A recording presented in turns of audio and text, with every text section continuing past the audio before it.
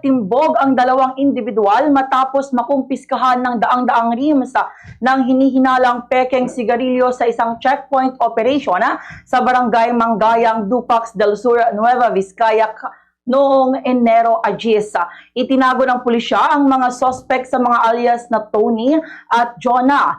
Ang operasyon ay sinagawa ng mga tauhan ng 2nd Nueva Vizcaya Provincial Mobile Force Company or NVPMFC sa pakikipag-ugnayan sa Dupax del Sur Police Station.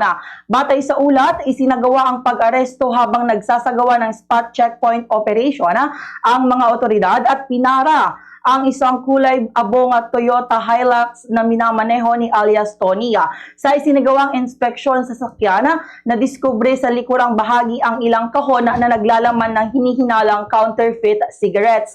Nabigo ang mga suspect na magpakita ng anumang legal na dokumento na magpapatunay ng kanilang otoridad o pagmamay-ari sa mga nasabing produkto.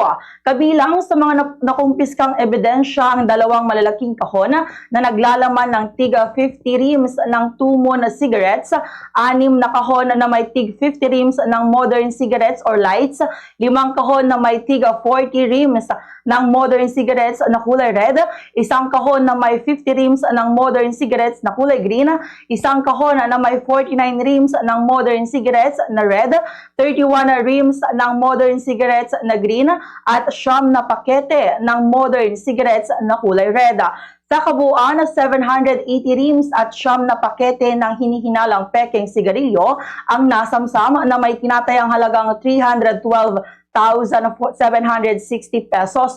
Isinagawa ang inventaryo ng mga nakumpiskang produkto sa mismong lugar bago sila dinala sa Dupax del Sur Police Station sa karagdagang investigasyon at kaukulang aksyon.